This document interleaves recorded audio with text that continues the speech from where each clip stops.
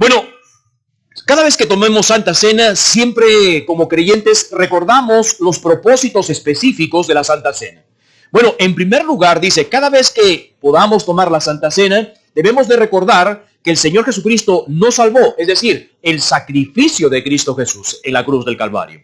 Muchas iglesias tienen diferentes momentos en los cuales toman Santa Cena. Unas iglesias lo hacen una vez al año, 2 veces al año, pero nosotros como iglesia lo hacemos una vez al mes. Es el primer domingo de cada mes. ¿Por qué? Porque queremos recordar. Usted dirá, para pastor, pero ¿por qué las personas o las iglesias toman esta decisión? Bueno, porque no encontramos específicamente en la Biblia cuándo se tiene que tomar o cada cuánto tiempo se tiene que tomar. Solamente se menciona, cada vez que lo hagas, hazlo esto en memoria de mí. Recordar acerca del sacrificio de Cristo Jesús. Entonces, un primer propósito de la Santa Cena es el recordar el sacrificio de Cristo Jesús. Número 2, nos llama a una unificación, nos llama a una unidad dentro de la iglesia. Recordar que tenemos que ser unidos, pero consagrados delante del Señor.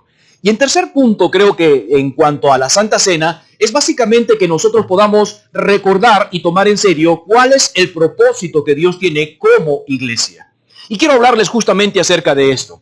En Mateo capítulo 5, verso 13 al 16, aquí habla acerca de la realidad del creyente y los atributos que tiene un creyente específicamente. Y resaltan 2 atributos especiales del creyente. Y uno de ellos es, ustedes son sal y ustedes son luz. Ahora, ¿por qué el Señor Jesucristo utilizó estos 2 ejemplos tan extraordinarios de compararnos o tomarnos unas atribuciones que nosotros somos la sal y la luz del mundo? Bueno, porque estos dos contrastes o estas 2 formas de mostrar al creyente en su carácter, en su atributo personal como creyentes, hablan sobre un aspecto interno y un aspecto externo. Es decir, el cristiano no solamente se ve por lo que exteriormente se muestra.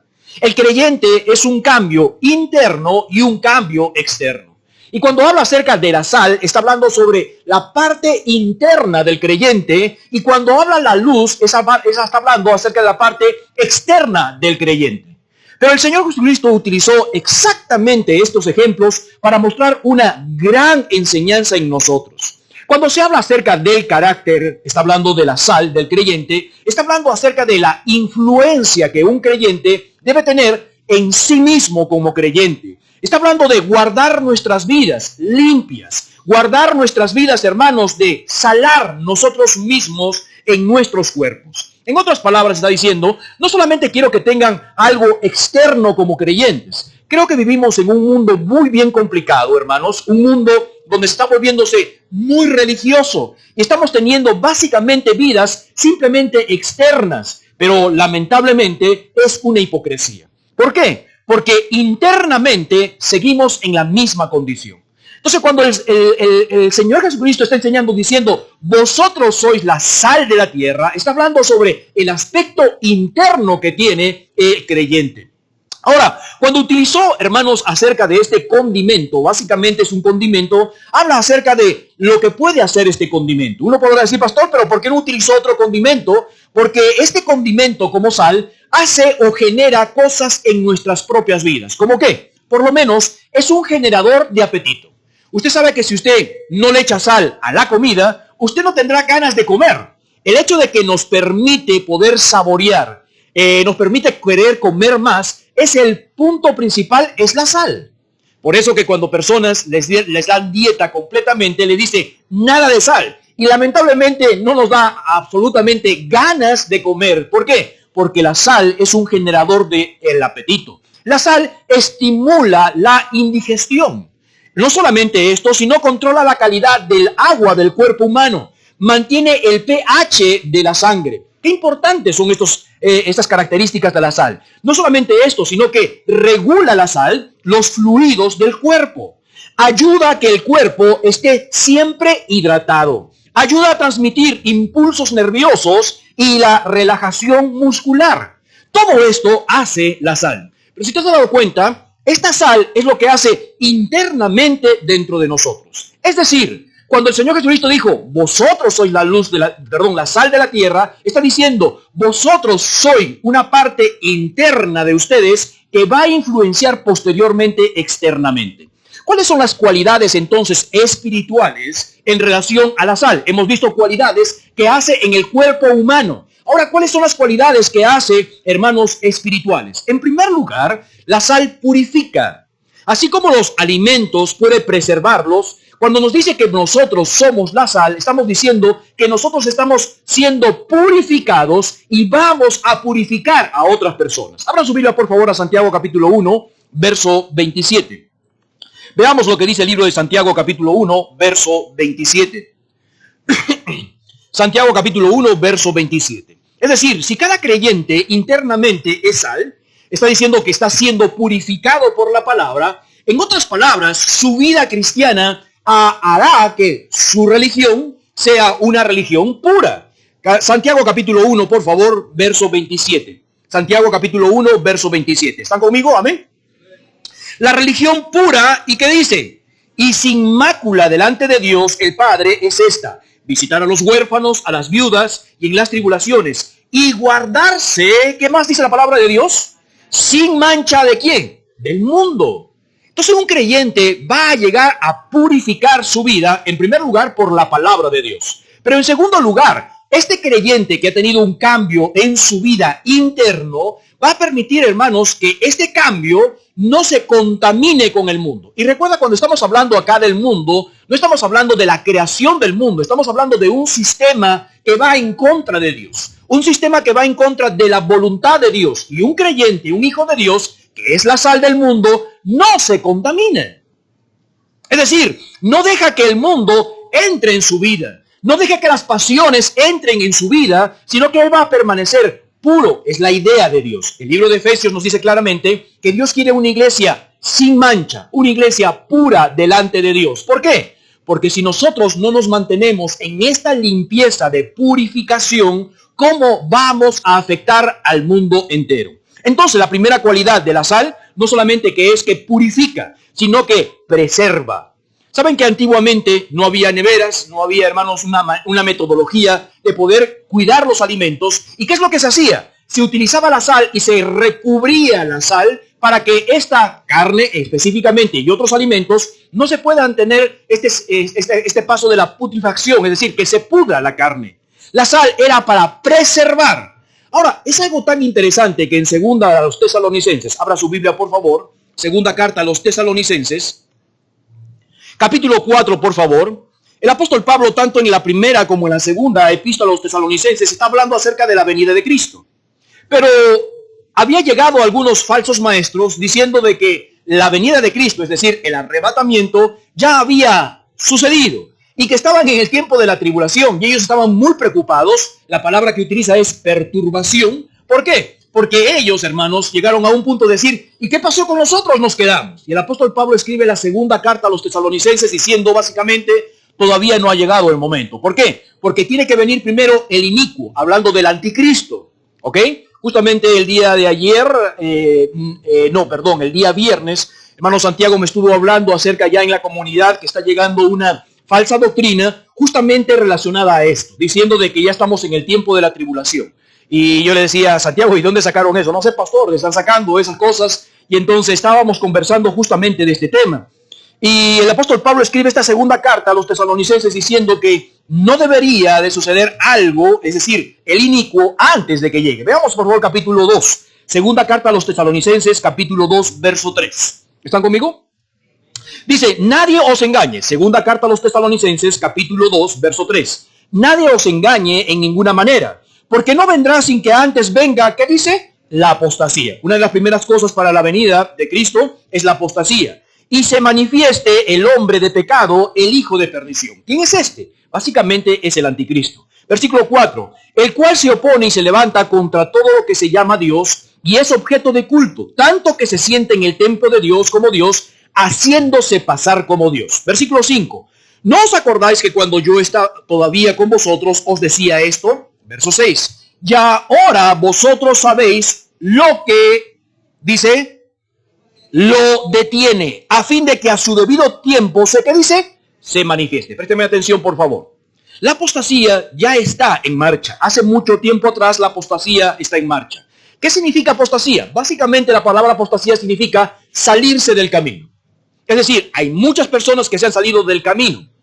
Entonces la gente estaba diciendo, entonces, ¿cómo va a suceder? ¿Cuál es el plan que va a suceder? Bueno, va a comenzar la apostasía y después de la apostasía se manifestará el inicuo. ¿Quién es el inicuo? Tiene que ver con el anticristo. Pero esto sucederá en la tribulación, ¿ok? Y él dice, ustedes saben que no se ha manifestado todavía el anticristo porque hay algo en este mundo que lo está deteniendo. Versículo 6. Ahora vosotros sabéis lo que lo detiene, a fin que a su debido tiempo se manifieste. Ahora la pregunta es, el anticristo se va a manifestar, pero en este tiempo todavía no se ha manifestado. No hay un líder, hermanos, mundial.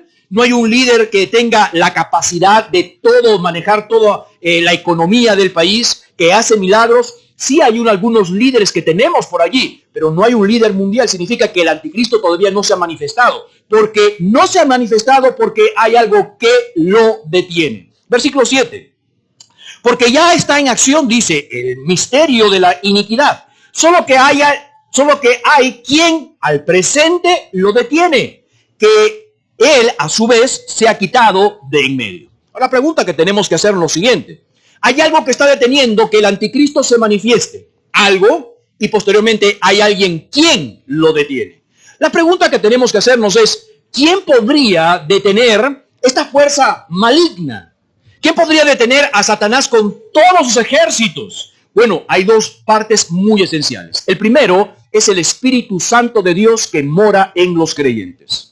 La razón que no se ha manifestado el anticristo y que vaya a pasar este proceso de la tribulación es que el Espíritu Santo de Dios mora en cada creyente. ¿Y quién es el que puede detener realmente estas fuerzas malignas que tenemos? Es el Espíritu Santo de Dios que está dentro de nosotros.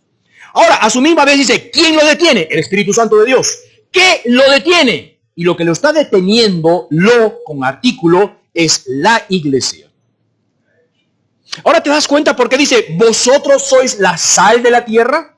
Porque si un creyente, es decir, los creyentes, su iglesia, siendo la sal, está preservando todavía la moralidad. Está preservando todavía este mundo. Por eso que dice, nunca olviden que vosotros sois la sal de la tierra. Lo que está deteniendo básicamente, hermanos, que Satanás haga estragos. Y está aumentando el pecado, la perversión está aumentando de una manera muy grande. En las noticias salieron que, si no me equivoco, por allí en las Mercedes, aquí en nuestra propia ciudad, están pintando una acera o una calle con los colores de los homosexuales. O sea, está viniendo una ola muy grande, hermanos, en cuanto a la perversión de lo que está sucediendo. Y uno dirá, ¿hasta qué punto llegaremos? Hermanos, lo que viene, el acontecimiento que viene por los eventos del porvenir, los eventos futuros, es que el Señor va a llevar a su iglesia. Y cuando lleve a su iglesia, más conocido como el arrebatamiento, hermanos, el anticristo se manifestará y Satanás hará muchos desdenes dentro de esta sociedad. Pero vayamos al punto.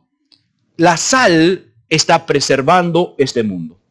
Por eso que Mateo, volvamos nuevamente, por favor, Mateo capítulo 13, dice lo siguiente. Vosotros, Mateo capítulo 5, verso 13. Vosotros sois la sal de la tierra, pero si la sal se desvanece, ¿está conmigo? Mateo capítulo 5, verso 13. ¿Sí? 5:13. Vosotros sois la sal de la tierra, pero si la sal se desvanece, ¿con qué será salada? No sirve más. ¿Para qué? Es decir, préstame atención, por favor. Si un creyente, siendo la sal, pierde su salinidad, ¿de qué sirve? No sirve de nada. ¿Qué quiere decir entonces perder su salinidad? Su efectividad, su propósito. ¿Sabe que estamos viviendo un tiempo, y ahorita vamos a predicar en el segundo mensaje, un tiempo en el cual donde los creyentes quieren escuchar lo que ellos quieren, comezón de oír? No quieren los creyentes o los cristianos, entre comillas, que se les hable de pecado, que se les hable de formar nuestro carácter a la semejanza de Cristo Jesús. Este mensaje de poder ser creyentes dispuestos y consagrados delante de Dios. ¿Por qué? Porque Satanás quiere que usted y nosotros como iglesia perdamos esta efectividad interna dentro de nosotros. Qué difícil y complicado es encontrar una iglesia de sana doctrina. Algunos de ustedes saben estas cosas, que vienen de afuera o han estado afuera, vienen de otras iglesias. Ustedes sabrán claramente que esto está comenzando de una manera muy agigantada. Es decir, iglesias que tenían sana doctrina, que buena enseñanza, han perdido toda su salinidad. ¿Y qué nos hace recordar esta Santa Cena? Nuestro propósito. Nosotros somos la sal de la tierra. Versículo 14, por favor. No solamente somos algo interno, que ayuda, obviamente, hermanos, a purificar, a preservar, a sanar, sino que, versículo 14, mira lo que dice la palabra de Dios. Dice, vosotros sois, ¿qué dice? La luz del mundo. Una ciudad asentada sobre un monte no se puede esconder. Ni se enciende una luz y se pone debajo de un almud, sino sobre el candelero y alumbra a todos los que están en casa. Entonces, cuando habla de la sal, está hablando sobre el aspecto interno del creyente y lo que hace el creyente. Número 2, cuando habla acerca de la luz, está hablando acerca del aspecto externo del creyente. Específicamente, ¿qué? Versículo 16. Así alumbre vuestra luz delante de los hombres para que vean.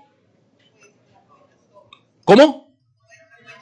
Es decir, no podremos tener buenas obras en nuestras vidas si el aspecto interno está mal.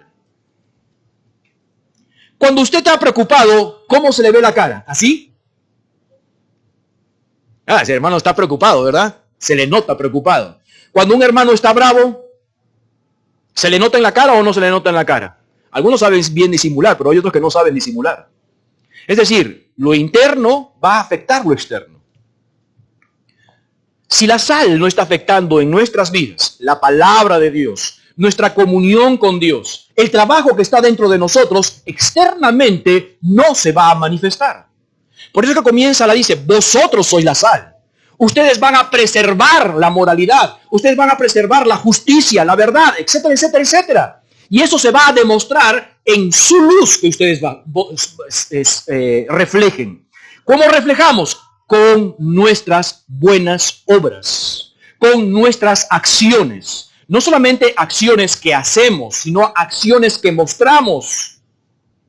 Cuando alguien te maldice, ¿cómo reaccionas? ¿Con maldición? No alumbra bien tu luz.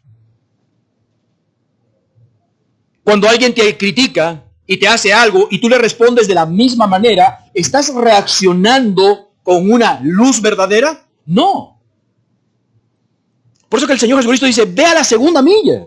Si solamente alguien va a una milla, tú ve a la segunda milla. ¿Por qué? Porque las personas tienen que ver que tú estás reflejando la vida cristiana. No estemos por el mundo diciendo yo soy cristiano, yo soy cristiano. No, no, no, hermanos. Que la gente identifique que somos cristianos sin decir que somos cristianos. ¿Por qué? Porque nuestras buenas obras glorifican a vuestro Padre que está en los cielos. Cada vez que alguien nos diga, uy, hermano, ustedes, qué bendición, siempre decirle, para la gloria del Señor. ¿Por qué? Porque justamente es eso. Lo hacemos no porque nosotros somos, sino porque Dios ha trabajado dentro de nosotros. El Señor Jesucristo, mientras estaba en el mundo, en Juan capítulo 9, verso 5, solamente anótalo, dice que Él era la luz del mundo. Pero acá en el versículo dice, cuando Jesucristo sale y se está ascendiendo a los cielos, ahora nos dice a la iglesia que nosotros somos la luz del mundo. ¿Cuáles son las cualidades de esta luz? Es para que vean la luz.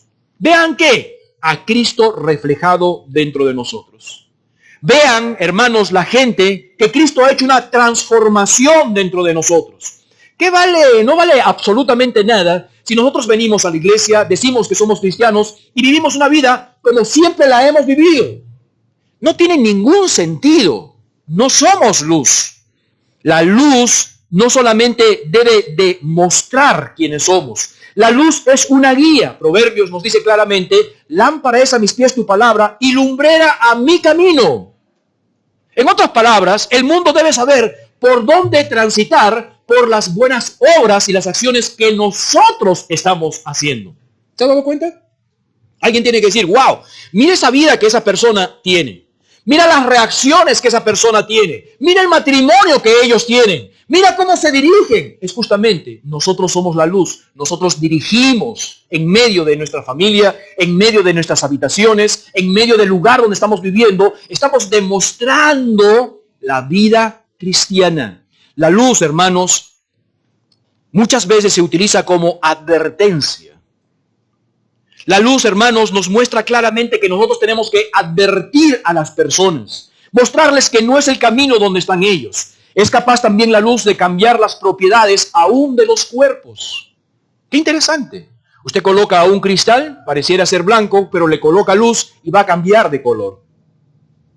La luz va a reflejar justamente un cambio en algunos objetos.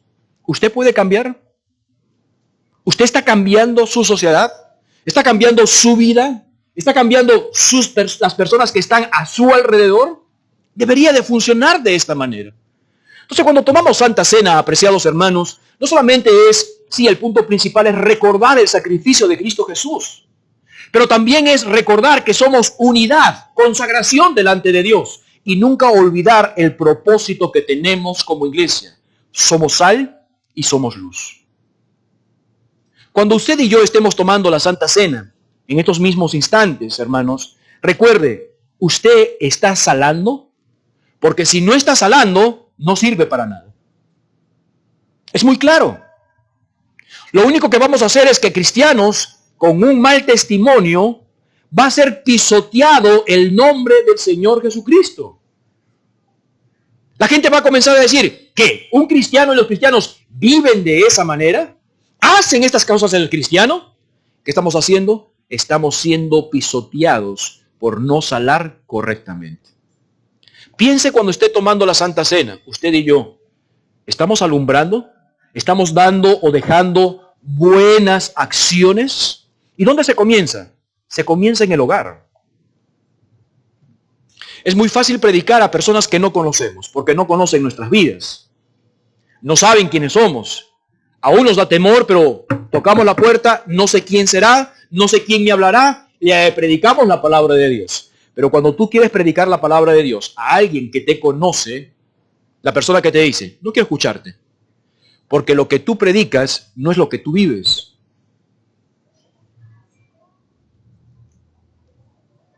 ¿En eso consiste entonces la Santa Cena? La Santa Cena simplemente llegamos a tener como un rito más. Bueno, tenemos que tomar Santa Cena. No, tiene que recordar los propósitos de la Santa Cena. Y la palabra de Dios nos menciona que la Santa Cena tiene que ser en la iglesia. Esperaos los unos a los otros. ¿Para qué? Para exhortarnos a buenas obras. Para que nunca olvidemos que somos sal. Y nunca olvidemos que estamos irradiando vida eterna. Estamos irradiando un cambio en nuestras vidas.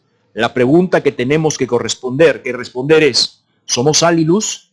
Porque si no somos sal y luz, es momento de arreglar cuentas con el Señor.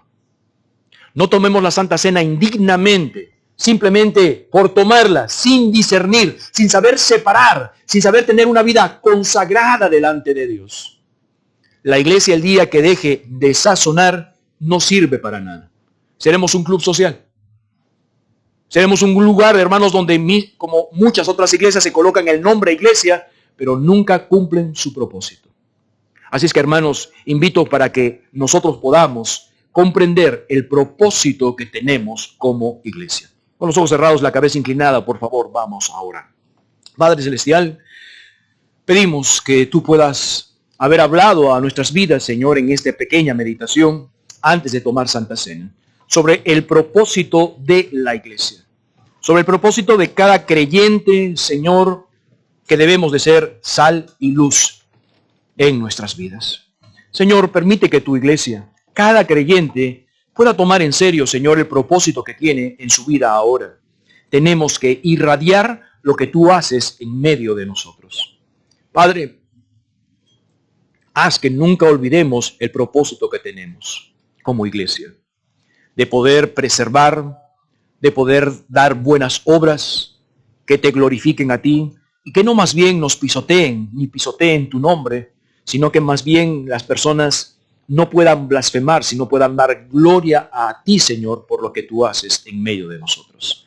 Trabaja en nuestras vidas y que esta Santa Cena, Señor, pueda ser lo mejor una acción, Señor, de consagración, de arreglar cosas en nuestras vidas, en nuestras vidas. En el nombre de Cristo Jesús pedimos estas cosas. Amén y amén.